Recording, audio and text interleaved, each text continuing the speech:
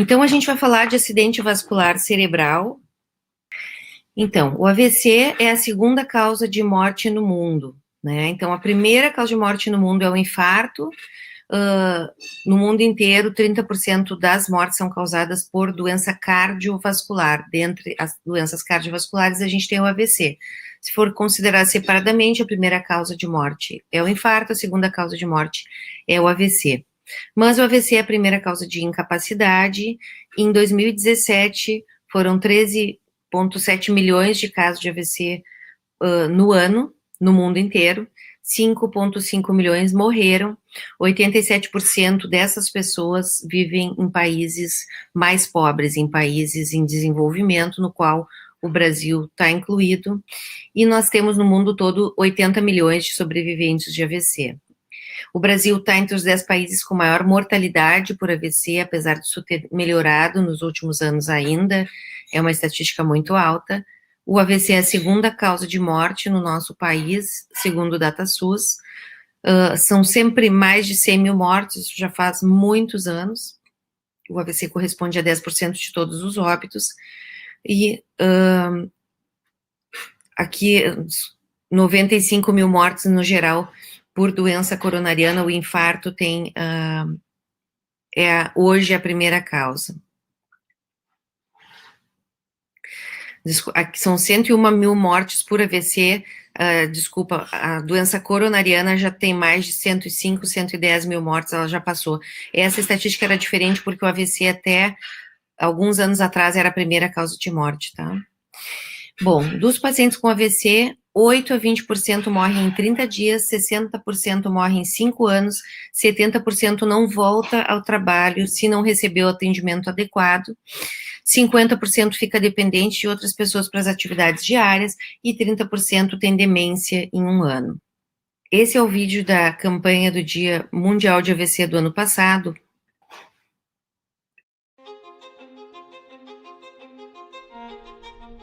Um de nós poderá não chegar em casa hoje. Uma em cada 4 pessoas terá um AVC ao longo da vida. Entretanto, a maioria dos AVCs podem ser facilmente prevenidos com passos simples. Quando se trata de AVC, não deixe que seja você.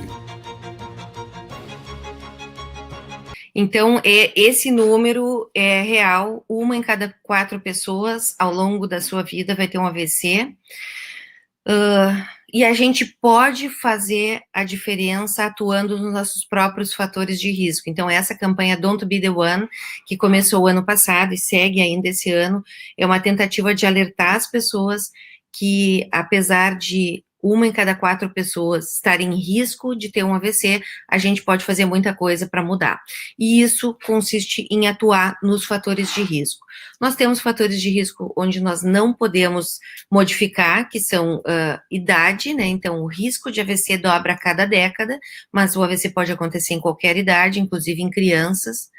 Os homens têm um risco um pouquinho maior que as mulheres, os negros têm maior risco, principalmente por uma hipertensão de mais difícil controle, e a hereditariedade. Quem tem história familiar de AVC ou de infarto tem um risco maior de ter essa doença, e isso a gente não consegue mudar. Mas os 10 principais fatores de risco, então são os fatores de risco modificáveis, esse a gente pode atuar e a gente pode então reduzir 90% das causas de AVC. Quais são esses fatores de risco? Então, a hipertensão é o principal fator de risco para o AVC. Se a gente for comparar com o infarto, a dislipidemia é o principal fator de risco para o infarto, né? Então, se a gente for pensar nas causas de AVC e de infarto, os fatores de risco são os mesmos, o que muda é a ordem de importância, e aqui vocês estão vendo o estudo Interstroke, né, onde a gente tem os fatores de risco modificáveis, e aqui o risco, o odds ratio é o risco de ter AVC se o paciente tiver esse fator. Então, hipertensão tem 3 vezes mais risco de ter AVC do que quem não tem hipertensão. Exercício é um fator protetor, então está menor do que o 1, né? ApoA com ApoB, que é a dislipidemia, 1,8 vezes mais risco. Dieta saudável, é um fator protetor. Índice cintura-quadril, 1,4 vezes mais risco. Tabagismo, 1,7. Causas cardíacas, 3,7. Álcool, 2,1 e diabetes, 0,2, tá? Então, se vocês olharem como risco de ter um evento, vocês vão olhar que as causas cardíacas, quem tem doença cardíaca, principalmente a fibrilação atrial, tem 4 vezes mais chance de ter um AVC do que quem não tem essa doença. Mas se vocês olharem o risco atribuível na população, bem à direita, que é o que na minha população explica a chance de aparecer essa doença, vocês vão ver que a hipertensão é 48%, por quê? Porque ela é muito mais prevalente do que a doença cardíaca, né? Perfeito, Vitor. Hipertensão bem controlada, Vitor, não. Então, se a gente conseguir tratar a hipertensão arterial, eu reduzo enormemente esse risco. Se vocês olharem aqui, o risco atribuível da hipertensão é 48%. Então, se eu conseguir controlar a hipertensão, eu reduzo em 50% o meu risco de ter AVC, certo? Então, essa é uma grande batalha, a gente controlar adequadamente a pressão arterial para diminuir esse risco. E o que é controlar a pressão arterial? Essa é uma grande pergunta, a gente tem ensaios clínicos em andamento, a gente sabe que acima de 140/90 é o critério clássico de hipertensão. Hoje a gente tem esses valores foram puxados para baixo, né? Acima de 130 eu já considero paciente hipertenso, mas eu sei que acima de 120 milímetros de mercúrio de sistólica eu já tenho um risco progressivamente aumentado de ter um AVC. Então, hoje, idealmente, ter a pressão normal, que é 120/80 ou menos, que é o ideal para a gente evitar o risco aumentado de AVC. Estudos no mundo inteiro têm tentado avaliar se o ideal é manter a pressão um pouquinho abaixo de 140 ou é realmente baixar essa pressão abaixo de 120, que é toda a tendência internacional tem mostrado que provavelmente é melhor a gente deixar a pressão abaixo de 120, tá? Então, a gente já falou dos fatores de risco importantes, e se a gente reduzir esses fatores de risco, a gente tratar esses fatores de risco, a gente reduz 90% das causas do AVC. O AVC é uma alteração súbita da circulação cerebral, tá? Então, repentinamente, alguma coisa acontece que modifica a circulação cerebral e causa sinais neurológicos, geralmente focais.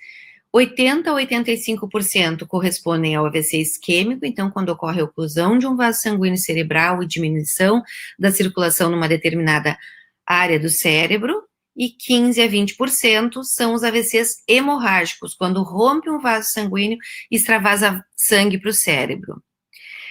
Isabelle está me perguntando se a diabetes controlada reduz o risco. Sim, pessoal, se a gente controlar todos esses fatores de risco, nós reduzimos muito o risco de AVC. Então, diabetes é um fator de risco muito importante para o sistema circulatório, porque ela aumenta o risco da aterosclerose, né? Então, ela aumenta a chance de formação de placas na carótida, intracranianas, no coração. Mas se a diabetes está bem controlada, tanto com dieta, quanto com exercício, com redução de peso e com medicação, a gente tem uma redução do risco de AVC, e hoje em dia existem medicamentos específicos que têm redução também da mortalidade cardiovascular se a diabetes está bem controlada, certo?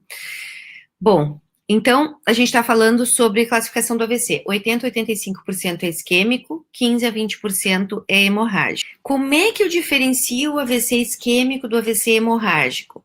Para fazer a diferenciação, eu tenho que ter um exame de imagem, certo? Mas tem sinais que me sugerem mais o AVC hemorrágico. Por exemplo, cefaleia é muito mais comum no AVC hemorrágico. Náuseas e vômitos é muito mais comum no AVC hemorrágico. Perda de consciência ou diminuição do nível de consciência é muito mais comum no AVC hemorrágico, e severa hipertensão pode acontecer tanto no isquêmico quanto hemorrágico, mas é muito mais comum no hemorrágico. Então, aquele paciente que chegou no hospital para mim com muita cefaleia, vomitando, torporoso e com 240 por 140, é muito mais provável que seja um AVC hemorrágico do que isquêmico, mas eu não tenho como ter certeza. Então, eu sempre vou precisar de um exame de imagem para me dizer com certeza, e a partir do exame de imagem eu definir qual é a rota, qual é a conduta para o tratamento desse paciente, certo? E quais são esses sinais de início súbito? Perda de força ou dormência, que geralmente num lado do corpo, podendo cometer face, braço e perna. Dificuldade súbita de falar ou compreender a fala. Dificuldade de enxergar num olho, nos dois olhos ou numa metade do campo de visão. Tontura, que se manifesta como vertigem, então a sensação rotatória associada à falta de equilíbrio e falta de coordenação, e dor de cabeça súbita, insuportável, sem causa aparente, que o paciente descreve como a pior que já teve na vida. Qualquer desses sinais de início súbito, até prova o contrário, é um AVC, e o paciente tem que rapidamente ser atendido, de preferência num centro de AVC, para poder tomar a conduta mais adequada. Peço para uma pessoa dar um sorriso e observo se ele fica com a boca meio torta. Mando ele levantar os braços e vejo se ele está fraco. Digo-lhe para ele falar qualquer coisa, cantar uma música, uma frase, um caos. Se sair embaralhado e der outro sinal, ligo correndo para o SAMU 192, sem perda de tempo. É isso aí, gurizada. Vira o sinal? Sorriso, o abraço, a música, deu tudo errado, SAMU nele. Então, esse vídeo é um dos vídeos que a gente utiliza para alertar a população sobre os sinais de alerta do AVC, né? Então, a gente utiliza nas campanhas do Dia Mundial de AVC esse folderzinho, a gente tem cartazes lá no Hospital de Clínicas, se vocês forem olhar, a gente tem esses cartazes, o Radit é um personagem muito conhecido aqui no Rio Grande do Sul, mas essa campanha a gente usa para o país inteiro, e a orientação é sempre, se sinais de alerta, não espere, ligue SAMU 192, o SAMU está capacitado para o resgate e direcionamento do paciente com AVC, para os hospitais de referência. E todo paciente com AVC deve ser atendido num hospital, mesmo os acidentes isquêmicos transitórios. O que é o acidente isquêmico transitório, pessoal? É o paciente que tem qualquer um desses sinais e recupera. E muitas vezes o acidente isquêmico transitório, em 15 minutos, desapareceu o sinal. E aí o que acontece? A pessoa não vai para o hospital. Só que esse paciente que tem um acidente isquêmico transitório tem um risco de 12% de ter um AVC em 30 dias, e esse risco é maior se ele nos primeiros 3 dias. Então, se esse paciente vai imediatamente para o hospital, a gente faz uma tomografia, vê que não foi hemorragia, investiga a causa do AVC, a gente já vai ver quais são as causas etiológicas mais comuns, e começa o tratamento desse paciente no mesmo dia. Eu tenho 80% de redução do risco deste AIT se transformar num AVC. Isso é muito poderoso, porque 80% é um número muito alto. Na França e na Inglaterra, eles fazem o atendimento desse paciente na atenção primária, mas o paciente com sinais de AVC faz a tomo imediatamente. Na atenção primária, eles medicam o paciente, então eles dão antiagregante plaquetário, estatina para o hipertenso, eles dão antihipertensivo para o diabético, eles tratam o diabetes, e eles mandam fazer a investigação etiológica, e esse paciente volta em 1 semana para o especialista para definir se é esse o tratamento que ele fica ou se modificam. O estudo que provou isso é chamado estudo Express, foi feito em Oxford, e mostrou 80% de redução do risco de AVC quando o acidente isquêmico transitório é atendido imediatamente, mesmo pela atenção primária, certo? Então, isso é muito poderoso, mostrando que é fundamental o paciente ser rapidamente atendido. A outra coisa que é importante, que o paciente tem que ser atendido, porque tema é cérebro, e cada minuto que passa é fundamental para salvar os neurônios. A cada minuto são 2 milhões de neurônios que morrem se o AVC não é tratado, certo? A gente utiliza algumas escalas para tentar quantificar o grau de déficit neurológico. Essa é a escala do NIH, ela é diferente do exame neurológico que vocês aprenderam, né, lá na semiologia. Então, ela utiliza aquele exame neurológico, mas para quantificar o déficit, dividindo esse exame neurológico em 11 itens. Essa escala vai de 0, quando o paciente está normal, e 42, quando ele tem o maior déficit neurológico. A gente utiliza para se comunicar, para pontuar o grau de déficit neurológico como um todo, para poder avaliar a evolução desse paciente e comparar com diferentes tipos de tratamentos, tá? E depois, no final, para a gente ver como é que esse paciente ficou, uma das escalas que a gente usa, que é a mais usada no mundo inteiro, é a escala de Rankin. Avalia a função desse paciente depois de ter um AVC. Ela avalia o estado prévio ao AVC e ela é medida geralmente. Então, eu quero saber como é que ele era antes de ter o AVC, como é que ele ficou na alta hospitalar e como é que ele ficou em 3 meses, e claro, tem vezes que se verifica em 1 ano, em 5 anos, mas principalmente em 3 meses, onde eu consigo ter uma ideia melhor de como é que esse paciente vai ficar, tá? Essa escala de ranking, ela vai de 0 a 6. 0 é o paciente sem sintomas, 1 é o paciente que não tem incapacidade significativa, ele tem um sintoma, mas ele é muito pequeno, ele consegue fazer todas as atividades ou deveres habituais, então ele volta a fazer tudo que ele fazia antes, mas, por exemplo, ele ficou com um mínimo desviozinho da boca, não atrapalha em nada, mas ele tem uma sequelinha, então ele é ranking 1, não é ranking 0. O 2 é quando ele tem um déficit, ele ficou com alguma sequela, mas ele faz tudo sozinho.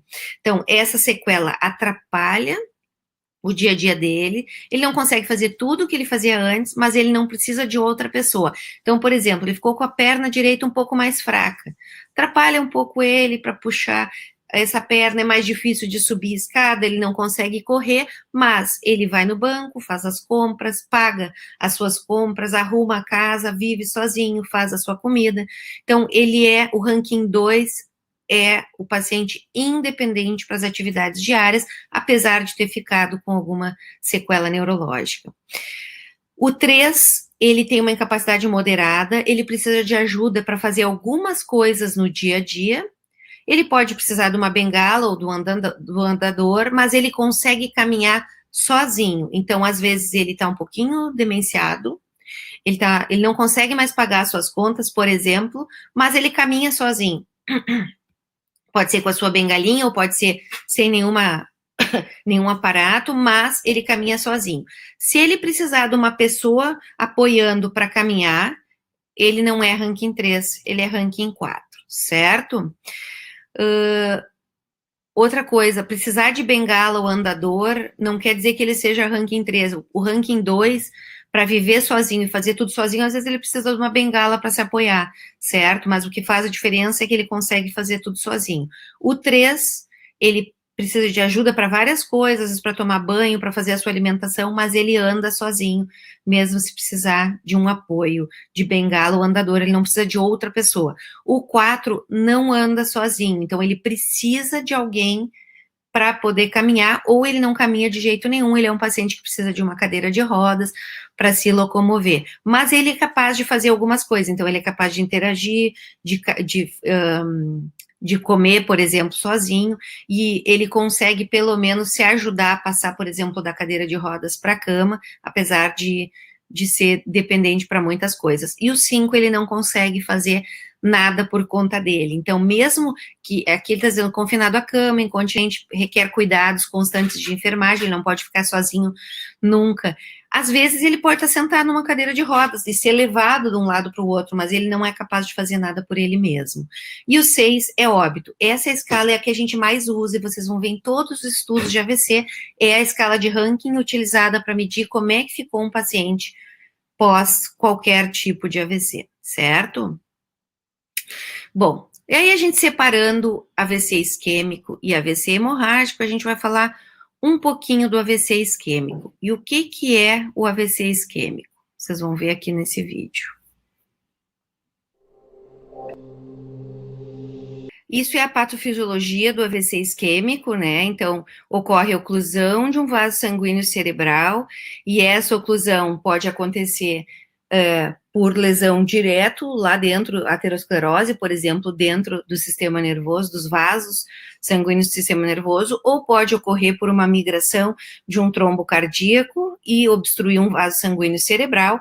Imediatamente se forma uma área isquêmica, né, uma área de necrose, um core, um núcleo de infarto, e ao redor dessa área a gente tem cérebro que está hipoperfundido, que está em sofrimento, mas que ainda não morreu, e é o que a gente quer salvar para tratar, quando a gente trata rapidamente o AVC isquêmico. Então, tem uma área de cérebro que imediatamente morre e uma área de penumbra que está em sofrimento, mas ainda não morreu. Se eu abrir esse vaso rapidamente, eu consigo salvar cérebro e recuperar a função desse paciente. E para a gente avaliar isso, eu vou relembrar vocês aqui que todo mundo lembra muito bem da anatomia, né, pessoal?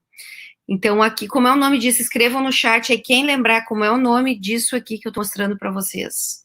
Bem no meio do sistema nervoso, como é que chama esse círculo aqui de vasos sanguíneos intracranianos? Se não lembrarem, não tem problema, se lembrarem, ótimo. Polígono, então, polígono de Willis, isso, muito bem. Muito bem, pessoal. Vitor, Hector, Almiro, polígono de Willis. E o que eu vejo aqui nesse polígono de Willis, então? Eu vejo os vasos que estão chegando no sistema nervoso central e se conectando para dar uma circulação colateral adequada. Então, é por isso que eu tenho diferentes alterações neurológicas, mesmo com o mesmo vaso fechado. Então, um paciente que tem uma cerebral média fechada não tem o mesmo sintoma do outro paciente, porque eles têm capacidades diferentes de manter essa penumbra, né, que eu falei para vocês, que é o que está em sofrimento e ainda não morreu, e isso depende principalmente de características fisiológicas, mas principalmente da circulação colateral que esses pacientes têm dentro do sistema nervoso. Então, por exemplo, a carótida, que é o vaso central, que vem da circulação anterior, vai dar qual é o maior vaso que irriga 2/3 do hemisfério cerebral, pessoal. Artéria cerebral média. Artéria cerebral média dá irrigação para 2/3 do hemisfério cerebral. Muito bem, Vitor. Isso. Muito bem, Hector. Brian, isso mesmo. Então, artéria cerebral média irriga 2/3 do hemisfério cerebral. Depois eu tenho indo lá para frente a artéria cerebral anterior, que se comunica com outro hemisfério cerebral pela comunicante anterior, e aqui atrás, saindo da carótida e comunicando, como é o nome desse vaso que comunica o sistema anterior com o sistema de circulação posterior? Vocês sabem isso, como é o nome? Artéria comunicante posterior, tá? Então, esses vasos da circulação, todos formam a circulação anterior. Carótidas, cerebral anterior, cerebral média e comunicante posterior. Isso eu chamo de circulação anterior. E a circulação posterior? O sangue vem pelas artérias vertebrais, que se unem e formam esse grande vaso em cima da ponte. Isso, comunicante posterior. Então, artérias vertebrais se unem formando a artéria basilar. Olha o tamanho da artéria basilar em relação ao tronco cerebral. Então, esse vaso, quando ele fecha, 90% de mortalidade se esse vaso não for aberto, certo? E ele irriga tronco cerebral. Então, é o que mantém a vida. Então, realmente, o AVC da circulação posterior, se fecha a artéria basilar, ele é catastrófico. E a basilar da cerebral posterior, e ainda nesse meio do caminho eu tenho as artérias pontinas, perfurantes, pequenininhas aqui, e eu tenho as artérias cerebelares, certo? Então, esse é o polígono de Willis, e eu quis lembrar vocês, para vocês entenderem o que a gente vai falar. Vamos lembrar das síndromes neurovasculares, então, devagarzinho. Artéria cerebral média, que irriga 2/3 do hemisfério cerebral. Se ela estiver fechada, o que eu vou ter de sintoma neurológico? Perda de força, hemiparesia e hipoestesia do lado contrário ao vaso que está fechado, disartria, paralisia facial, hemianopsia. Por que eu tenho hemianopsia? Vamos botar no chat aí, pessoal, qual é o vaso, qual é o território cerebral onde está a área da visão. Vocês lembram disso, né? Lembram qual é o território cerebral onde está localizada a área da visão? Lobo occipital. Ah, muito bem, Yuri. Muito bem, Vitor, isso aí. Então, occipital é onde a gente tem a área da visão. Por que um AVC de cerebral média pode, então, comprometer a via visual e também dar hemianopsia, né? Perda de visão numa metade do campo de visão. Porque a via visual está passando pelo território da cerebral média. Lembra? Sai lá do olho, nervo óptico, e aí a via visual viaja pelo território da cerebral média até chegar ao lobo occipital, certo? Então, por isso, se a gente tem um comprometimento completo da cerebral média, eu também vou ter hemianopsia, tá bom? Desvio olhar conjugado, então o paciente tem um desvio forçado do olhar para o lado da lesão, quando tem um comprometimento completo. Se eu tiver o AVC no hemisfério dominante, geralmente, quando é no hemisfério dominante, eu vou ter afasia, que para a grande maioria das pessoas é o hemisfério esquerdo, então, geralmente, AVCs do hemisfério esquerdo, eu tenho afasia, e AVCs do hemisfério direito, eu tenho a heminegligência. Pode acontecer ao contrário? Pode, mas esse é o mais comum, em 95% dos casos, é essa a distribuição. E aqui vocês vão olhar, então, onde é que é o território da cerebral média, para vocês lembrarem ali, né? Então, todo um vermelhinho é o território da cerebral média, que corresponde 2/3 do hemisfério cerebral, e esse paciente que vocês estão vendo embaixo é o que a gente vê que ele chegando no hospital com toda a cerebral média comprometida. Lembrando que se ele chegar rápido, isso pode não estar infartado, pode estar em sofrimento, mas o cérebro não morreu. Então, se esse paciente que está aqui, que vocês estão vendo que está plégico de um lado, ou seja, não tem força nenhuma, com desvio do olhar, está afásico e está hemianóptico, esse paciente, se chegar rápido e eu abrir esse vaso, ele pode voltar ao normal, tá? Porque depende da minha rapidez de devolver a perfusão cerebral para aquela área e esse paciente poder recuperar a função. E as síndromes de circulação posterior são mais complexas, eu tenho uma possibilidade muito maior de sinais e sintomas. Olhem aqui o desenho da esquerda. Então, eu posso ter vertigem, que é muito importante a gente estar atento, porque é muito fácil o paciente chegar com vertigem no hospital e ele ser classificado como uma labirintite, né? E ele está tendo um AVC, então eu tenho que estar muito atento, porque a labirintite, né, comprometimento vestibular, o paciente tem sensação rotatória, vertigem, associado a vômitos e desequilíbrio, ele pode ter mesmo, mas ele não vai ter nenhum sinal neurológico focal. O que eu chamo de sinal neurológico focal? Ele não pode ter disartria, ele não pode ter paresia da face para ser labirintite, tá? Não pode ter dormência, não pode ter alteração na coordenação quando eu for testar, não pode ter nada de perda de força. Então, se ele tiver qualquer sinal neurológico focal, não é labirintite. E muitas vezes o paciente chega com esses sintomas, e os sintomas da vertigem periférica, eles podem ser muito intensos mesmo, e eles ficam num canto fazendo medicação, e horas depois vão ser reavaliados, e aí que as pessoas se dão conta que é um AVC de circulação posterior. Então, até prova em contrário, a gente tem que estar muito atento e considerar esse paciente como um potencial AVC, e examinar bem esse paciente para ver se ele não tem qualquer comprometimento, então, dismetria, alteração visual, disfagia, disfonia, qualquer desses vão me atentar para a possibilidade de um AVC, tá bom?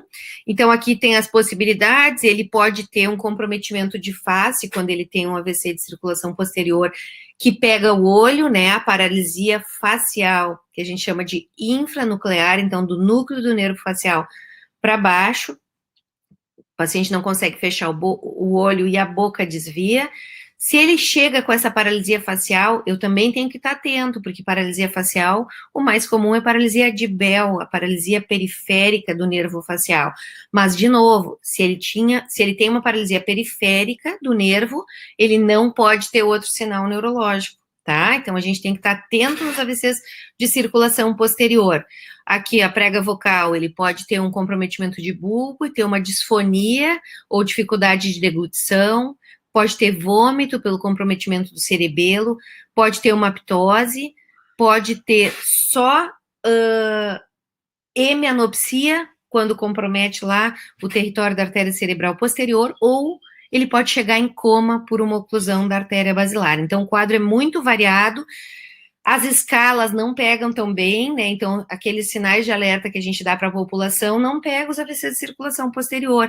Às vezes, o paciente chega no hospital e ele tem vômito, tem vertigem, e o médico examina assim, levanta os braços, levanta as pernas, não tem perda de força, não considera AVC, e está errado, porque ele pode não ter perda de força, mas ele pode ter dismetria, Às vezes ele não tem dismetria, mas ele não consegue ficar em pé, ele tem abasia ou astasia, ele não consegue caminhar porque está desequilibrado. Então, se eu suspeito que essa vertigem ela é central, eu ponho esse paciente para caminhar, para ver como é que ele está e se ele tem um comprometimento da função também nesse sentido. E a outra coisa que diferencia é o nistagmo. Lembra? Os movimentos sacádicos rápidos laterais podem acontecer na vertigem periférica, mas geralmente quando eu peço para o paciente acompanhar meu dedo na vertigem periférica, quando eu parar o movimento do meu dedo, esse nistagmo bate 1, 2, 3 vezes e para. E no nistagmo central, ele é contínuo e não cessa com a fixação do olhar, tá? Então, são pequenas dicas para a gente tentar atentar para a possibilidade de AVC de circulação posterior. De novo, aqui está o desenho, onde está em amarelinho o cerebelo, e bem no meio o tronco cerebral. E aqui o território da artéria cerebral posterior, que vocês comentaram, né, o território occipital, então, onde está o território da visão, propriamente dito, onde chega a via final da visão, e às vezes, quando eu tenho um comprometimento da artéria cerebral posterior, eu tenho só hemianopsia. Se essa artéria cerebral posterior, que ela também dá ramos para o tronco e dá ramo para a pontinha lá, do temporal e o ramo terminal vai para o tálamo, eu posso junto ter uma perda de força contralateral, eu posso ter alteração de memória se eu pego a cerebral posterior completa. O mais comum, quando é só a cerebral posterior, é o paciente vir com uma hemianopsia e só isso de sintoma, tá? Como é que eu faço diagnóstico? Então, a gente vai falar de exames diagnósticos, tá? Se eu puder escolher, eu tenho todos os exames disponíveis para mim, e chegou um paciente, eu suspeito que esse paciente tem um AVC isquêmico na urgência. Qual é o exame que eu vou pedir se eu puder escolher? A ressonância, ela vai detalhar melhor a minha área isquêmica, realmente, mas ela é um exame que demora mais, né? E para urgência, eu não preciso dela. Então, assim, no começo, quando a gente começou a trabalhar com AVC, antes não existia tratamento para AVC. Vocês estão privilegiados, vocês estão numa época onde a gente tem tratamento, tá? Mas antes não existia. Então, o paciente chegava, se fazia, depois, às vezes, de 12 horas dele estar esperando na fila, se fazia uma imagem e dava, se era AVC isquêmico, uma aspirina, se era AVC hemorrágico, ia fazer os outros tratamentos que a gente vai comentar daqui a pouquinho. Então, não tinha um tratamento específico. Então, se deixava esse paciente esperando e se tinha um conceito de que a tomografia só alterava depois de 24 a 48 horas do AVC isquêmico. E isso não é verdade. Quando se começou a fazer trombólise, lá em 1995, se viu que sim, a gente tem alterações precoces na tomografia, que eu tenho que aprender a reconhecer. Em 60% dos pacientes, eu já tenho alteração nas primeiras 2 horas. Então, eu tenho que aprender a ver tomografia, tá? Então, olhem essas imagens que eu tenho aqui. Tomografia de crânio sem contraste. Nas primeiras horas, vocês estão vendo a tomo bem da esquerda, eu tenho, sempre olhando a tomografia, o nosso lado esquerdo é o lado direito do paciente, porque ele está deitado assim, tá? Então, a nossa esquerda é o hemisfério direito. Então, olhem aqui do lado esquerdo, a parte mais superior, vocês têm uma área que está cinza claro, mas que ela é diferente do outro lado. Então, eu tenho um AVC isquêmico no território cerebral médio, a porção mais anterior, nessa primeira imagem, só que ela é sutil, então esse AVC tem menos de 6 horas. Se eu olhar a segunda imagem, a imagem bem do meio, eu já enxergo muito melhor esse AVC, porque ele tem 12 a 24 horas, então ele já está preto, eu consigo enxergar bem. E a última tem mais de 24 horas, então vocês veem que depois de acontecer o AVC isquêmico, ele vai começando a ficar com edema e pode, nesses casos de AVCs grandes, eu precisar tirar a calota craniana, a gente chama de craniectomia, para poder salvar, então, esse cérebro para ele ter para onde expandir. Mas aqui o que eu quero que vocês vejam é a diferença da densidade de tons de cinza. Então, primeiro é bem sutil, 24 a 48 horas já fica mais preto e depois, tardiamente, fica bem preto mesmo. E a gente tem que aprender a ver esses sinais precoces para decidir se o paciente pode ou não receber tratamento. A ressonância é muito mais fácil de ver, então é difícil a gente enxergar essa área isquêmica precoce. Então, quando a gente começou a fazer tratamento, a gente fazia tomo sem contraste e logo botava o paciente na difusão da ressonância, porque aí salta aos olhos a área isquêmica na difusão da ressonância, né? E essa difusão altera em 30 minutos e ela vai ficando mais intensa e pode durar até um mês, mais ou menos, a difusão brilhando que mostra o AVC agudo. As outras sequências, elas não mostram o AVC agudo. Então, flare, T2, são outras alterações que a gente vê dependendo da manipulação, do deslocamento de água dentro do tecido cerebral, elas vão modificando com o tempo, mas o que eu quero para ver o AVC agudo é a difusão da ressonância, tá? Ela salta aos olhos. Então, no início, a gente fazia tomo sem contraste, não enxergava nada na tomografia e botava o paciente na difusão. Aí a gente olhava, tá aqui o AVC isquêmico, aquele branco que saltava aos olhos na difusão. E aí a gente voltava para a toma e a gente via que estava ali o AVC isquêmico, a gente não tinha enxergado. E com o tempo e com o treinamento, a gente vai aprendendo e a gente não precisa de ressonância para isso, exceto nos casos onde eu tenho dúvida, tá? Então, chegou o AVC agudo, eu fiquei em dúvida se isso é mesmo um AVC ou não. Porque a tomo normal, para mim, déficit neurológico focal de início súbito com tomo normal e que eu descarte outras possibilidades, é um AVC e eu posso tratar esse paciente, certo? Agora, tem pacientes jovens que chegam com uma clínica muito estranha, que chegam que parece que estão simulando. Esses pacientes eu posso ter dúvida, ou tiveram uma crise convulsiva no início e eu suspeito que é uma paralisia de TOD, o paciente está paralisado por causa de uma crise convulsiva, isso pode acontecer, e depois ele recuperar essa função. Então, esses pacientes, que são a minoria, que eu tenho diagnóstico, eu tenho dúvida do diagnóstico de AVC, eu posso fazer na urgência uma difusão da ressonância para tirar a minha dúvida, mas geralmente a gente não perde tempo para decidir tratamento, porque a ressonância leva muito mais tempo. Dentro da imagem, pelo menos uma meia hora, enquanto a tomo eu levo 3 minutos, né? Então, quanto tempo é cérebro, a tomo é o exame de escolha no mundo inteiro para ser mais rápido para fazer o tratamento. Locais pontuais no mundo decidem fazer ressonância por motivos que agora não vem ao caso, tá? Mas se eu tiver que decidir qual é o melhor exame para enxergar o AVC agudo, com certeza a difusão da ressonância seria a resposta correta. Qual é o exame que eu escolho na minha urgência? É a tomo de crânio sem contraste, ela é suficiente na grande maioria dos casos, tá bom? Bom, e aí, e a angiotomo, pessoal? Vocês acham que a angiotomo pode ajudar a fazer a avaliação desse paciente? Pode, né? Vamos ver no chat, Hector. A tomo de crânio também serve para excluir AVC hemorrágico? Perfeito, Hector, com certeza, né? Então, na urgência, o exame que eu uso é a tomografia. Se ela não tiver nada, ou tiver uma área hipodensa, então um tom de cinza um pouquinho mais escuro, é um AVC isquêmico, ou alguns sinais precoces que eu vou mostrar mais para vocês. Se ela tiver branco, é sangue, e aí vai depender de onde é esse sangue, para ser hematoma no parênquima, se for dentro do parênquima, ou no espaço subaracnoide, que é a hemorragia subaracnoide. Perfeito, Hector. Ela vê muito bem sangue, tá?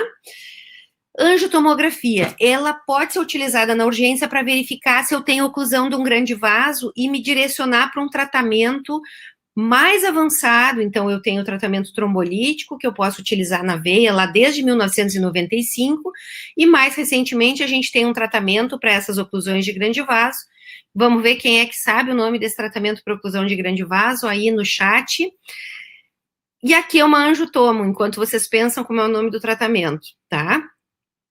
O que eu vejo nessa angiotomo? Então, aqui desse lado, a minha esquerda, eu tenho hemisfério direito, a minha direita, eu tenho hemisfério esquerdo. Eu vejo a nossa esquerda, a gente está vendo a cerebral média com todos os seus ramos, e a direita está ocluído. Vitor, trombectomia, muito bem. Então, hoje a gente tem, muito bem, Isabelle, a gente tem a possibilidade de fazer trombectomia mecânica, né, o tratamento endovascular desse paciente. E aí, a angiotomo nos ajuda a decidir na urgência qual é o paciente que eu vou preparar para levar para trombectomia. Muito bem, Marlise, o RTPA é o trombolítico, é o medicamento que a gente usa na veia, também chamado de alteplase, e a trombectomia é o tratamento endovascular, certo? Então, eu uso a tomografia sem contraste. Em centros mais avançados, e ao meu ver, na maioria dos centros, a gente deveria usar angiotomo também, para auxiliar no diagnóstico de oclusão de grande vaso, quando a gente tem a possibilidade de fazer tratamento endovascular.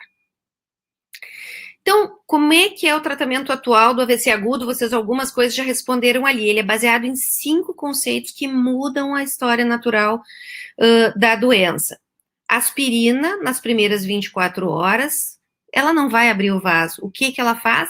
Ela evita que o paciente tenha um novo AVC. Mas essa aspirina, ela é nível 1A de evidência. O que significa isso?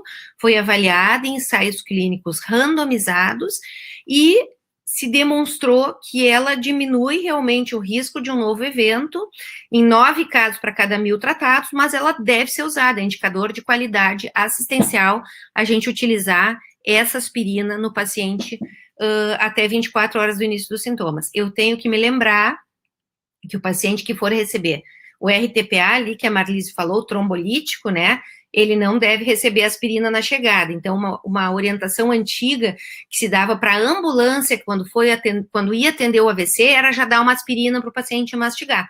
Hoje, não. Então, o paciente que vai receber trombolítico não recebe aspirina. Então, a orientação da ambulância é pegar o paciente e trazer mais rápido possível para um centro de AVC, tá? Mas a aspirina nas primeiras 24 horas é um fator protetor para evitar um novo AVC. Utilizar unidades de AVC, são unidades específicas para o atendimento desse paciente, com time multidisciplinar treinado para atender AVC, faz toda a diferença, independente de qualquer tratamento específico de reperfusão, a unidade de AVC, ela diminui mortalidade e sequelas dos pacientes pelo cuidado, fisioterapia precoce, avaliação da deglutição antes de dar comida para o paciente, evita escara, tira o paciente mais rápido do leito, tá? Trombólise com RTPA, alteplase, que a Marlise falou, que é a medicação endovenosa para migrar pela circulação e tentar desobstruir aquela circulação cerebral. A craniectomia descompressiva para o infarto maligno, eu mostrei a imagem da tomo para vocês, aquele infarto de toda a cerebral média, que vai inchando, e chega uma hora que ele fica com uma hipertensão intracraniana tão grande que hernia, o paciente morre. Para diminuir mortalidade e sequelas, se tira a calota craniana desse paciente. Então, para evitar essa progressão. E a trombectomia na oclusão de grande vaso da circulação anterior, isso já está provado. Então, são 5 tratamentos nível 1A de evidência no AVC isquêmico, tá?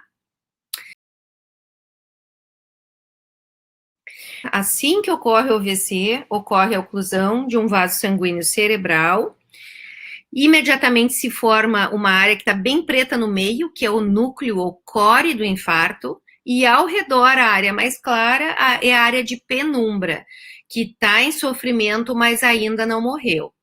Se esse vaso continuar fechado, tá ali o reloginho, a área que morreu vai aumentando progressivamente, até que chega uma hora que eu não tenho mais cérebro para salvar. Então, não adianta mais abrir tardiamente, porque esse cérebro já morreu.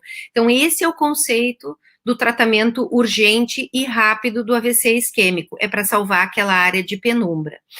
Isabelle, se o paciente já faz uso de aspirina no dia a dia, é um fator de exclusão? Perfeita pergunta, Isabelle. Eu não botei ali porque eu queria que vocês perguntassem.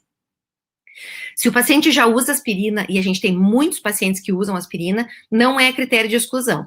Então, eles podem receber trombolítico, mas quem usa antiagregante plaquetário tem um risco um pouquinho maior de fazer sangramento, por isso que a gente não adiciona na chegada no hospital, mas não é critério de exclusão, mesmo para aqueles que usam dupla antiagregação plaquetária, então usa AS e clopidogrel, tá? Grandes vasos, eles abrem muito mal com trombolítico, então, se eu tenho uma basilar ocluída, 10% dos pacientes recanaliza com trombólise. Se eu tenho uma carótida intracraniana, antes dela bifurcar ali para a cerebral média anterior, eu tenho, se ela está fechada, eu tenho 8 a 10% de chance de abrir com trombolítico. Se é a cerebral média, que é aquele grande vaso, 25% de chance. Então, esses grandes vasos fechados, o que a gente tende a fazer? Se o paciente chegou cedo no hospital, menos de 4 horas e meia, ele recebe o trombolítico e vai para a hemodinâmica para desobstruir esse vaso. Se chegar na hemodinâmica e o vaso está aberto, não se segue o tratamento, mas a maioria o vaso continua fechado, e aí a trombectomia abre o vaso, tá? Então, o primeiro tratamento que modificou a história natural do AVC foi a trombólise, lá em 95, né, onde a gente viu que 31% mais pacientes que recebiam alteplase ficavam completamente normais, comparado com aqueles pacientes que não receberam tratamento, na época até 3 horas do início dos sintomas. Com um problema, os pacientes que recebiam tratamento trombolítico tinham mais sangramento, então 6% de sangramento, comparado com 1% de quem não recebia trombolítico, mas apesar de ter um sangramento maior, não tinha uma mortalidade aumentada. Então a trombólise ela não foi feita para mudar a mortalidade, ela foi avaliada para diminuir incapacidade desses pacientes, diminuir sequelas, e isso ficou provado lá em 95, e em 2008 ficou provado, então, que até 4 horas e meia também existe benefício, certo? Então, trombólise hoje é nível 1A de evidência até 4 horas e meia de início dos sintomas, com o único trombolítico aprovado é o RTPA ou alteplase, é a mesma coisa, certo? Apesar que hoje está se estudando também a tenecteplase, que se usa para o infarto, que parece ter um resultado tão bom quanto da alteplase, mas aprovado é só o RTPA, é o único, tá bom? Por que eu tenho que ser rápido para tratar esse paciente? Se eu tratar esse paciente em até 90 minutos, olhem ali, eu tenho bem vermelhinho é o que já morreu de cérebro, em verdinho é a penumbra, o que está em sofrimento, mas ainda não morreu. Se eu tratar esse paciente em 90 minutos, eu tenho 3 vezes mais chance de recuperação completa. Se eu tratar esse paciente em 3 horas, olha ali, mais cérebro já morreu, menos penumbra eu tenho, mas ainda tenho uma grande área de penumbra. Eu tenho 1,5 vezes mais chance de recuperação completa. Se eu tratar em 4 horas e meia, mais cérebro já morreu, menos penumbra, mas eu ainda tenho benefício. E se eu pensar só no relógio, além de 4 horas e meia, até 6 horas, a maioria não tem mais cérebro para salvar, a maioria não se beneficia com trombólise endovenosa. Como eu expliquei para vocês, isso depende muito de características individuais do paciente, mas se o meu único critério for tomo sem contraste, eu vou tratar pacientes até 4 horas e meia de início dos sintomas, e quanto antes, melhor. Vocês estão vendo que a chance do paciente recuperar completamente é muito maior se ele recebe tratamento bem precoce. Então, dentro do hospital, pessoal, eu tenho que ser muito rápido para tratar o paciente mais rápido possível. O que a gente vê, infelizmente, no mundo inteiro? Quanto mais cedo o paciente chega no hospital, mais eu demoro para tratar esse paciente, porque o paciente chega em meia hora, as pessoas relaxam, eu tenho muito tempo ainda. E não, o cérebro dele está morrendo. Esse cara que chegou em 30 minutos é a pessoa que mais tem chance de ficar sem sequela nenhuma se eu for rápido dentro do hospital, tá bem? Então a gente está falando de tratamento agudo, mas eu tenho, depois que eu tratei esse meu paciente com trombólise ou com trombectomia, né? A trombectomia hoje a gente pode tratar esse paciente até 8 horas de início dos sintomas, com uma oclusão de grande vaso, se a área isquêmica na chegada não for muito grande na tomografia. Em alguns casos selecionados com imagem avançada, onde eu enxergo o que morreu e o que está em sofrimento, eu enxergo a área de penumbra. Esses pacientes podem ser tratados até 24 ou mais, bem definido em ensaio clínico até 24 horas, tá? Mas eu tenho que lembrar que não é só isso o meu tratamento, eu tenho que saber porque depois que passou a tempestade da fase aguda, eu quero saber por que esse paciente teve um AVC para evitar que ele aconteça. Então, eu tenho que fazer prevenção secundária. E aí é que estão as principais causas do AVC. Um dos critérios para classificar é o critério TOAST. Se vocês tiverem dúvidas, vocês vão perguntando, tá? As lacunas, vocês estão vendo aqui, são as lesões sempre profundas e pequenininhas, aqui no tronco cerebral, ou aqui no tálamo, nos núcleos da base, tá? Geralmente, eles não têm sinal de comprometimento cortical. O que é comprometimento cortical, pessoal? Me deem aí no chat o que são sinais de comprometimento cortical de um paciente. Vamos ver sobre isso que a gente já falou, mostrei como é que são as síndromes, o que vocês acham que são sinais de comprometimento cortical? Afasia, um deles, né? Então, as lacunas geralmente não vão causar afasia. Negligência é outro, eu preciso geralmente de um comprometimento maior e mais cortical. Hemenopsia, então esses são sinais de comprometimento cortical, tá? Geralmente nas lacunas a gente não tem isso, a gente tem ou uma síndrome motora, ou uma síndrome motor, perda de força, Marlise, e paresia, plegia, pode ser por um AVC profundo. Então, os sintomas corticais são afasia, negligência, hemenopsia. Perda de força eu posso ter num AVC de circulação posterior, num infarto lacunar, por exemplo, lembram da cápsula interna, né, que está descendo com todas as fibras motoras lá do córtex para o tronco cerebral e depois para a medula. Se eu pego um infarto na cápsula interna, eu posso ter uma hemiplegia desse paciente por um infarto lacunar, tá? Então, perda de força, eles podem ter. Então, as lacunas, o paciente pode ter perda de força completa ou perda de força, ou alteração de sensibilidade em todo o hemicorpo, pode ter disartria e incoordenação por lesões talâmicas, por exemplo, certo? Aqui, ó, as síndromes lacunares clássicas, síndrome motora pura, síndrome sensitiva pura, síndrome sensitivo-motora, ou seja, eu tenho perda de força e perda de sensibilidade do mesmo lado, disartria, mão incoordenada, a gente chama de clamps hand, ou hemiparesia atáxica.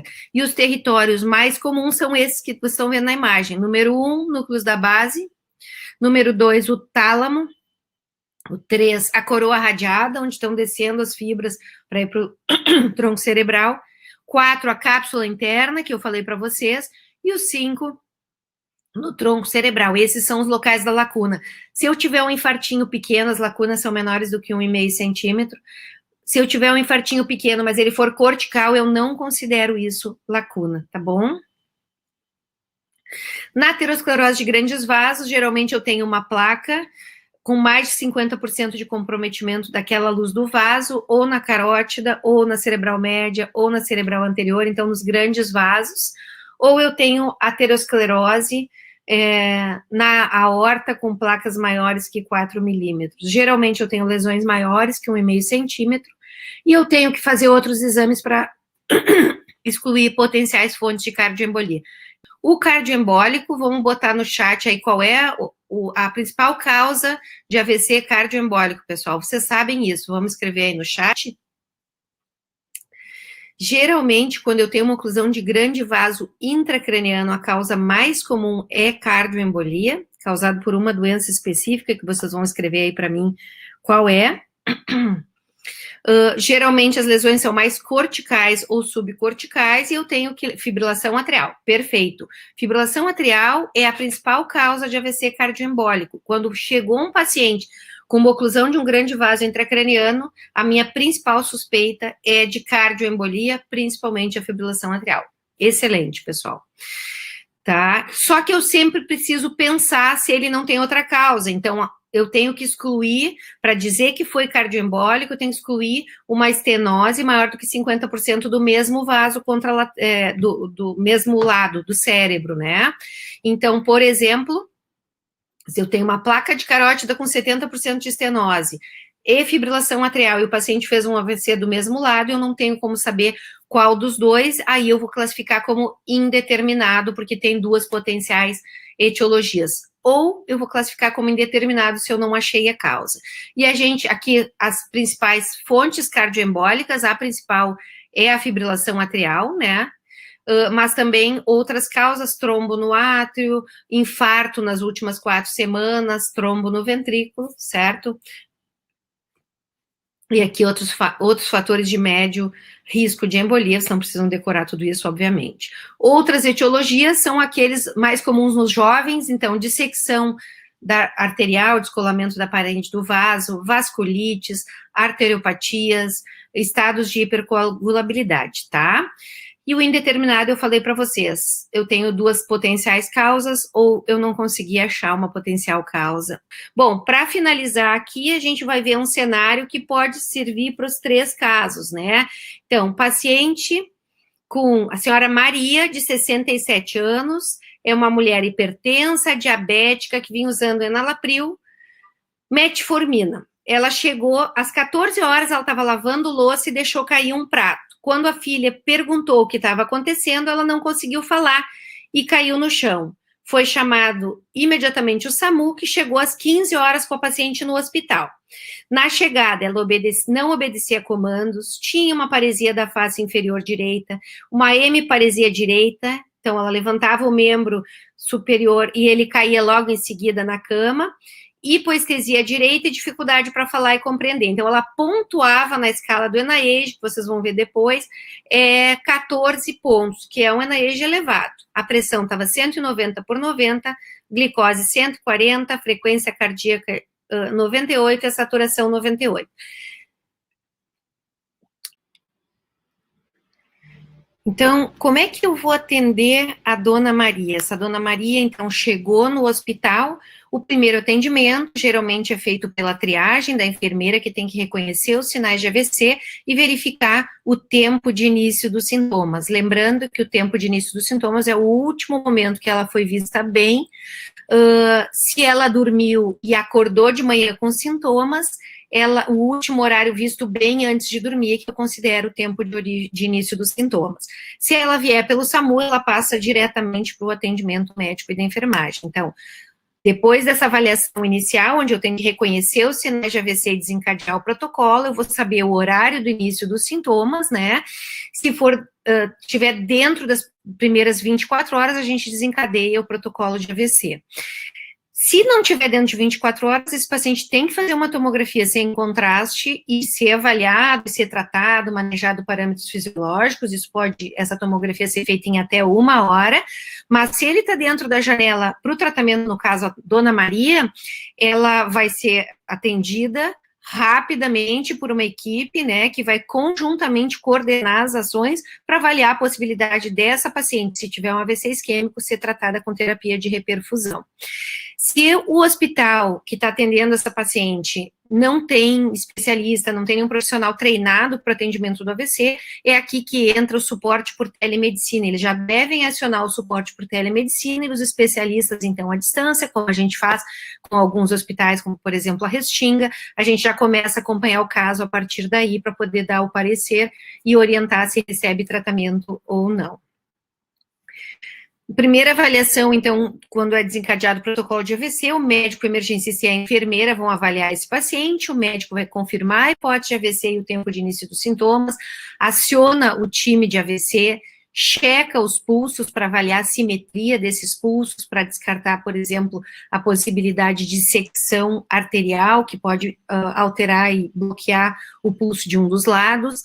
Solicito o exame de imagem, pelo menos tomo sem contraste, idealmente nos hospitais onde a gente pode fazer o tratamento endovascular, tomo e anjo-tomo, já solicita a medicação e já pede os exames de sangue. A medicação, idealmente, deve estar toda num lugar. A gente tem no Hospital de Clínicas um stroke box, uma caixinha onde tem tudo que eu preciso para atendimento de urgência. Foi desencadeado o protocolo, eu tenho uma caixa onde tem os abocates, os frasquinhos para os exames de sangue, o checklist do protocolo, o trombolítico, o medicamento antihipertensivo, o equipo para o soro, tem tudo que eu preciso ali dentro, tá? O enfermeiro atende ao mesmo tempo, punciona 2 abocates, já coleta o exame de sangue quando ele punciona o abocate, deixa o paciente com a cabeceira reta e verifica sempre pressão arterial e hemoglicoteste. Pressão arterial, porque se a pressão estiver alta, eu tenho que baixar um pouco no candidato à terapia trombolítica, eu não vou esperar a toma, eu já baixo um pouco de início. E o hemoglicoteste, porque a hipoglicemia principalmente pode simular um AVC, então se a glicose estiver baixa, eu tenho que tratar essa hipoglicemia e ver se o paciente não recupera os sintomas, e se ela estiver alta, piora o prognóstico, então se a glicose estiver acima de 180, eu já tenho que tratar para baixar essa glicose também. Quais são os exames de sangue que a gente coleta? Hemograma, plaquetas, glicose, sódio, potássio, ureia, creatinina, TP e KTTP. Quais são os mais importantes? São os exames da coagulação mesmo, que eu só vou esperar se o paciente tiver usando anticoagulante ou tiver alguma história de sangramento. Senão, eu não espero o resultado dos exames para começar o tratamento, tá?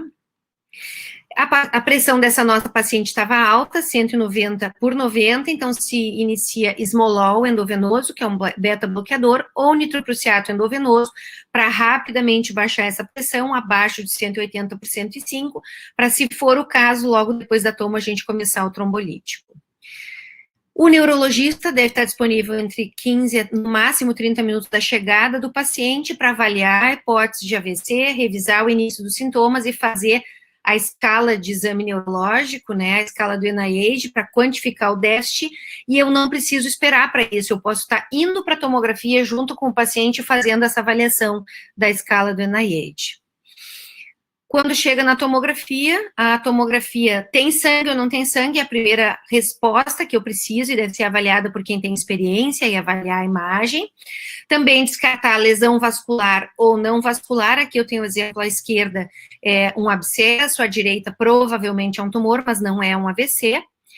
E se for um AVC, se é hemorrágico ou isquêmico. O hemorrágico sempre aparece branco, e o isquêmico em diferentes tons de cinza. Vocês estão vendo um isquêmico aqui, que tem algumas horas, mas é relativamente recente, porque não está bem preto ainda, tá? Depois de avaliar esses critérios, ele já é um candidato à terapia trombolítica. Essa nossa paciente chegou com 1 hora de início dos sintomas, né? Mas eu tenho outros critérios de inclusão ou exclusão. Eu fiz a tomo, primeira coisa é ver se tem sangue. Então, a minha paciente tem 67 anos, hemiparesia direita afasia, um NIH de 14, que é um NIH grave, 1 hora de início dos sintomas. Primeira coisa, tem sangue ou não tem sangue? Eu olho a tomografia aqui, não tem sangue. Então, ela já entra para eu avaliar os outros critérios de inclusão ou exclusão para terapia trombolítica, certo? Então, quem é que deve ser considerado para terapia trombolítica? Pacientes que têm início dos sintomas, que pode receber o tratamento até 4 horas e meia de início dos sintomas, tem um déficit neurológico com comprometimento da função, como a gente já falou mais cedo, né? Então, qualquer déficit que atrapalhe a função desse paciente, ele merece receber tratamento trombolítico, que ele pode ter uma evolução melhor, e uma tomografia sem sangue. Esses são os critérios iniciais. E o que exclui esse paciente do tratamento? Então, pressão elevada, acima de 185/110, que eu não consiga controlar com o medicamento endovenoso. Se eu conseguir controlar rapidamente para poder que o paciente fique dentro da janela de tratamento, eu posso tratar esse paciente. INR maior do que 1,7, isso geralmente os pacientes, então, que estão usando anticoagulantes tipo varfarina, né, fenprocumona, que é o Marcumar e o Marevan, esses que estão usando esses medicamentos, eu preciso esperar o INR, se tiver abaixo de 1,7 ou menos, eu posso tratar esse paciente com trombolítico. E plaquetas abaixo de 100 mil, então, lembrar o que eu já falei para vocês, eu não preciso esperar o resultado dos exames de sangue, eu coleto antes da tomografia. Se ele não tiver nenhum critério que aumente o risco de sangramento, se não usa anticoagulante, não tem história de plaquetopenia, eu começo o trombolítico se o paciente tiver indicação, e depois, enquanto está infundindo o trombolítico, quando vier os exames, eu reviso esse resultado. E o outro critério é o tamanho da hipodensidade na tomografia, né? Então, grandes áreas comprometidas já na chegada de cérebro que morreu, aumenta o risco de sangramento e diminui a chance de ter benefício, né? Então, esses pacientes não deveriam ser tratados. Esse 1/3 é um critério arbitrário, atualmente se retirou isso da diretriz internacional, mas eles dizem assim, pacientes com grandes áreas de cérebro já comprometido, com hipodensidade, né, aquele cinza que a gente já vê na chegada, não deveriam ser tratados, mas eles não dão qual é o tamanho que não deveria ser tratado, tá? Como é que a gente avalia essa tomografia, então, que a gente já viu se tem AVC ou não, se tem sangue ou se é isquêmico, e agora a extensão da lesão, se tem sinais de oclusão de vaso e outros sinais indiretos de isquemia, né? Então, uma das formas de avaliar é avaliar os territórios vasculares, e aqui vocês estão vendo, em vermelho a cerebral média, que irriga 2/3 do hemisfério cerebral. Na imagem da esquerda é o corte no nível dos núcleos da base, a imagem da direita é mais no final dos ventrículos laterais. Em amarelo é a artéria cerebral anterior e em azul é a artéria cerebral posterior. E aqui é o tamanho, né? Então, as marquinhas amarelas da imagem da esquerda marca todo o território da cerebral média. Esse paciente chegou cedo no hospital, mas já tem todo o território infartado. Se compararem, sempre comparando um lado com o outro, vocês vão ver que está um cinza mais escuro do lado esquerdo da minha imagem, que é o lado direito do cérebro, e esse paciente tem contraindicação a tratamento trombolítico. Na imagem que está na nossa direita, no hemisfério esquerdo, vocês veem aqui, eu tenho já uma hipodensidade precoce, mas que é menor do que 1/3 do território. Esse paciente, se tiver dentro de janela para tratamento, pode receber terapia trombolítica. E aqui é uma outra forma de avaliar, é o Score Aspects. Ele quantifica 10 regiões de um hemisfério cerebral para pontuar. Então, é cabeça do núcleo caudado em laranja, o lenticulado em verdinho, a cápsula interna em vermelho, a ínsula em azul, M1 amarelo, M2 em rosa, M3 em roxo. Depois o corte mais alto, na lateral dos ventrículos laterais, o último corte, M4 em vermelho, M5 em verde, M6 em azul. Cada local que tiver hipodensidade, então que tiver o cinzinha já de AVC precoce, eu vou descontar um ponto. Então, o Aspects 10 é o hematomo normal, sem áreas agudas, alteradas, não conta o AVC antigo, tá? 10 é atomo normal, e 0 é atomo com um AVC extenso, agudo, em todo o hemisfério. Geralmente, a trombólise é melhor para pacientes com Aspects de 7 ou mais. Hoje, a gente já sabe que Aspects com 6 eu já posso tratar também. Abaixo disso, não se recomenda, porque geralmente a área é muito grande, tem risco maior de sangramento e baixo risco de benefício para o paciente, certo? Mas, geralmente, eu uso o critério de volume mais do que o critério Aspects, tá? A gente usa mais a regra de 1/3. Então, voltamos para a nossa paciente, a dona Maria, de 67 anos, com hemiparesia direita afasia, ENA-EIGE de 14, 1 hora de início dos sintomas, e agora que vocês já sabem tudo de tomografia, o que eu vou olhar? Ela tem sintomas na direita, eu vou procurar no lado esquerdo do cérebro se tem alguma alteração. Então, olhem aqui, eu tenho a ínsula um pouquinho mais hipodensa, que é a área da linguagem, né, vendo na imagem A, e eu tenho um trombo na cerebral média, branquinho, bem branquinho ali, na imagem B, que sugere, então, que é uma área pequena que já morreu, mas que eu tenho uma oclusão de grande vaso. Se eu deixar esse vaso fechado, grande parte, provavelmente todo o hemisfério cerebral vai ficar infartado, tá?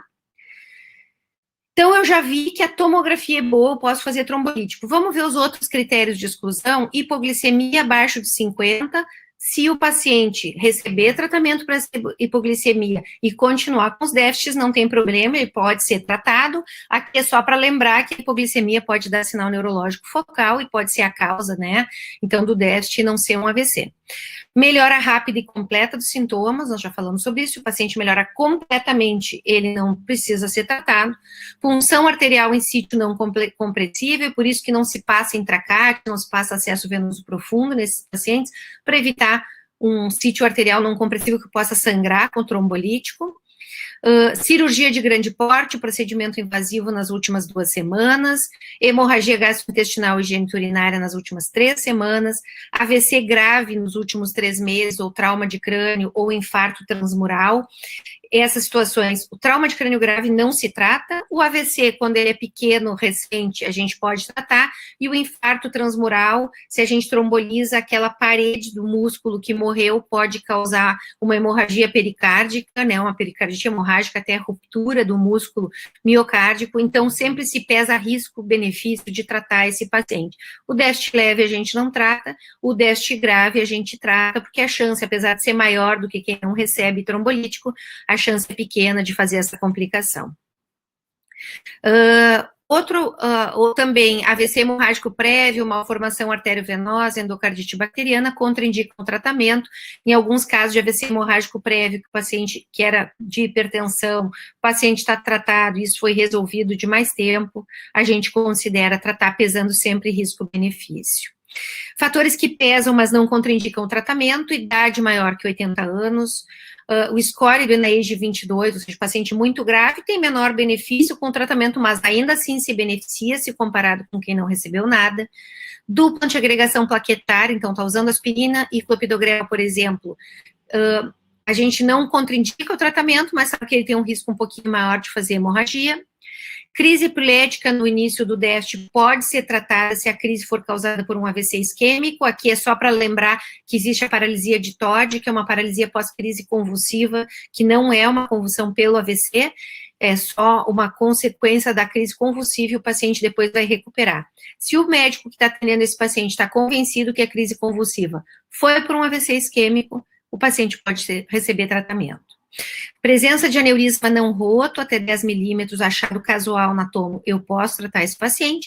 E gravidez, se tiver num grande centro, pesando risco-benefício para a mãe, a gente deve tratar. O melhor para a mãe é, se for uma oclusão de grande vaso, levar direto para trombectomia, não precisar usar trombolítico. Se for a minha única opção, a gente pesa risco-benefício num hospital de grande porte, o paciente pode ser tratado. Então, fiz todas essas avaliações. Se tiver contraindicação, não vai receber trombólise, vai receber aspirina, estatina para prevenir um novo AVC, heparina não fracionada ou enoxaparina para prevenir trombose venosa profunda e manejo dos parâmetros fisiológicos, a pressão arterial, a glicose e a oxigenação. Se tiver indicação, eu sempre lembro de reavaliar o score do NIH para ver se o paciente não recuperou completamente e reavaliar a pressão arterial antes de começar a infusão do trombolítico. A nossa paciente, a gente mediu de novo, lembra que ela estava com 190 na chegada, agora ela está com 160 por 80, eu posso começar o tratamento. Lembrar também que se eu tiver a condição de ter uma pessoa com experiência avaliando a tomografia em tempo real, a gente faz a tomografia e faz o bolos na tomografia para não perder tempo com o transporte, até chegar de novo na unidade de AVC ou na unidade vascular para dar o tratamento desse paciente, né?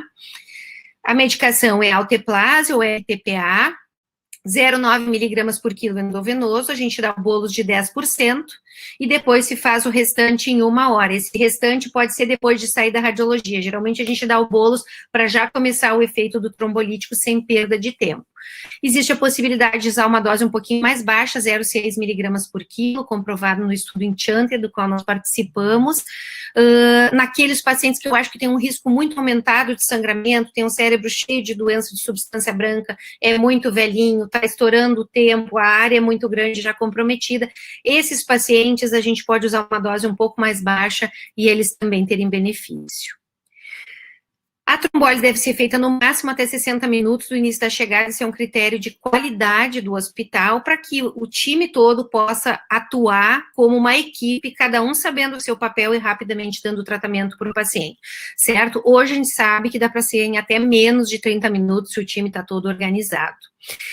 Se o paciente teve oclusão de grande vaso, como eu comentei para vocês, eu estou lá na tomo, decidi que pode tratar, faço bolos e logo em seguida faço a angiotomo ainda não vai para a unidade AVC e volta para a tomografia. Eu decido ali, ele faz a angiotomo e se tiver critério para fazer tratamento endovascular, ou seja, tem oclusão de um grande vaso, já vai para hemodinâmica, no paciente atendido até 8 horas de início dos sintomas, com uma área não muito grande, né, então, com um território mais ou menos de aspect 6 ou mais, já está bem definido, que pode ser um pouquinho maior do que a área do 1/3 da cerebral média, e pacientes até 24 horas em casos selecionados, quando eu consigo avaliar bem o que já morreu e o que tem de penumbra a salvar.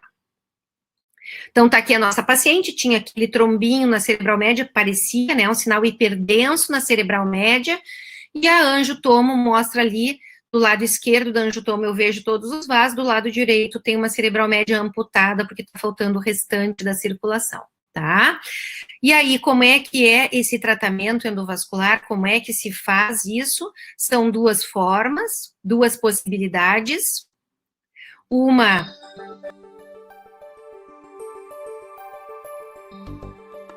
Uma possibilidade o tratamento com o stent retriever autoexpansível, né? É um stent que se abre dentro do trombo e retira esse trombo que está ocluindo o vaso cerebral da circulação. A gente retira com o stent aberto, diferente da cardiologia, né? Na cardiologia se coloca o stent e se abre e deixa o stent lá dentro. Na neurologia não, porque esse stent precisaria usar também antiagregante plaquetário para deixar o stent lá, e isso aumenta o risco de sangramento. Não tem necessidade de deixar, então na maioria das vezes dá para colocar o stent lá, esperar o coágulo ser incorporado por esse stent e tirar ele, então, da circulação. Essa técnica de stent retriever, né, que é o stent autoexpansível removível, vocês veem que logo que o stent abre, já melhora a circulação naquela região. Tighten the RHV around the microcatheter and geographically assess the revascularization status Então, of the vocês estão treated vendo vessel. aí a imagem, Inflate the balloon of the e guide agora vai ser catheter to retirado. occlude the vessel. To retrieve thrombus, Ó, slowly puxa o withdraw coágulo the lá até sair, microcatheter and tá? solitaire FR Essa é uma as das formas, e a outra forma é a forma de tromboaspiração, que é o sistema penumbra, né, que existe para a gente, então, poder aspirar mesmo, literalmente aspirar aquele coágulo que está entupindo a circulação. Isso fica a critério do intervencionista, as duas técnicas funcionam bem, a maioria dos estudos, dos ensaios clínicos randomizados foi com o stent retriever, mas depois se fez um estudo comparando a aspiração com o retriever e foi muito semelhante, né? Então, o intervencionista escolhe qual é a melhor técnica, e às vezes eles usam combinadas as duas técnicas para facilitar o tratamento e aumentar a chance de remoção, então, desse coágulo nesse paciente. Vocês estão vendo lá, chegando, então, o aspirador, que vai aspirar aquele coágulo. Um sistema penumbra. Certo? Então, as duas técnicas podem ser utilizadas. Bom, então, essa paciente tinha um trombo, né? Foi levada para tratamento endovascular para desobstruir a circulação da cerebral média que estava fechada. Esses pacientes não recebem heparina, nem aspirina, nem outro antiagregante nas primeiras 24 horas e vão começar essas medicações para prevenção só depois de 24 horas, depois da tomografia de controle, avaliando se não teve nenhum sangramento. A gente tem vários cuidados que são importantes nesse paciente depois do tratamento. A pressão arterial não pode subir, eu tenho que cuidar por 36 horas essa pressão, mantendo abaixo de 180 por 105. Claro que não deixando o paciente muito hipotenso, então a pressão sistólica acima de 130. Naquele paciente que fez trombectomia e o vaso abriu, a gente deixa a sistólica abaixo de 140 para evitar síndrome de hiperperfusão pelo vaso aberto, mantém monitorização cardíaca, mantém a saturação sempre acima de 92%, mantém a glicose num nível normal, geralmente acima de 70, e não deixando passar de 160, às vezes é tolerado até no máximo 180. A temperatura axilar sempre abaixo de 37,5 e fazer sempre um eletrocardiograma no paciente. Eu não preciso perder tempo. Se ele não tem dor torácica, eu vou fazer isso depois que ele voltar da tomografia, já tendo feito o trombolítico, tá? Evitar a punção venosa central nas primeiras 24 horas, evitar punção arterial, evitar sondagem vesical, sonda nasoenteral, qualquer coisa invasiva que possa aumentar o risco desse paciente sangrar nas passagens nesses procedimentos. E avaliar o quadro neurológico com frequência nessas primeiras 24 horas para detectar qualquer piora, e essa piora é principalmente para detectar precocemente se o paciente tiver uma complicação, que é a hemorragia cerebral, que hoje a gente sabe que acontece com muito pouca frequência. A hemorragia cerebral sintomática acontece em 3 a 4% dos pacientes que recebem trombólise, e a gente tem vários tipos. O tipo 1 e 2 é só uma transformação petequial, são pequenos pontinhos de sangue no leito isquêmico, não tem nenhuma repercussão clínica. O tipo 3, que a gente chama de hematoma tipo 1, tem já um sangramento mais coalescente, que tem algum efeito de massa, mas que não ocupa mais do que 30% do território do vaso comprometido. E o que a gente se preocupa mais, que é o que dá sintoma e que é grave, é o hematoma tipo 4, ou também chamamos de hematoma parenquimatoso tipo 2. Esse tem que acionar todo mundo, reverter o tratamento e às vezes precisa de cirurgia, tá? E lembrar que o atendimento do AVC é um pit stop da sobrevivência, né? Eu tenho que rapidamente atender esse paciente com um time coordenado para cada um sabendo a sua função, poder dar o tratamento para ele o mais rápido possível. Isso mudou muito nos últimos anos e vocês vão ver aqui como é que era a Fórmula 1 em 1950, né? Como é que era o pit stop para parada para trocar os pneus. Vamos ver lá em Indianápolis, em 1950. Teoricamente, eles estão agindo muito rapidamente, trocar aqueles pneus, olha lá, tem martelo, bota gasolina, time trabalhando, metade do time está olhando o que eles estão fazendo. Olha, o tempo que leva, era assim que a gente atendia AVC no passado. Na verdade, muito pior, né? Toma uma aguinha. Fechando ali o local da gasolina.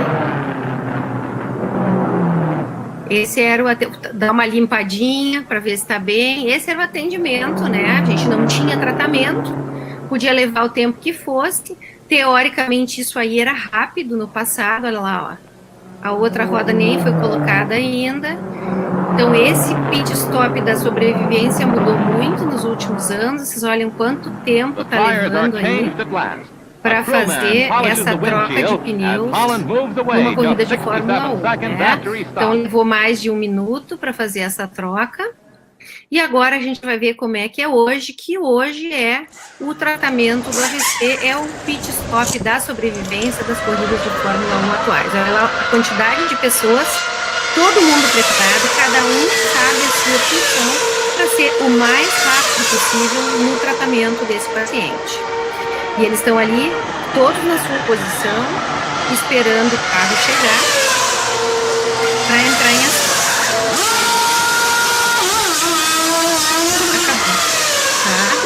Então, é isso aí. Então, o tratamento do AVC demanda de um time treinado, multidisciplinar, e cada um sabe a sua função, porque cada minuto conta para salvar o cérebro, e com todo o time trabalhando organizado e rapidamente, a gente pode salvar muito mais pacientes. É isso, pessoal. Obrigada.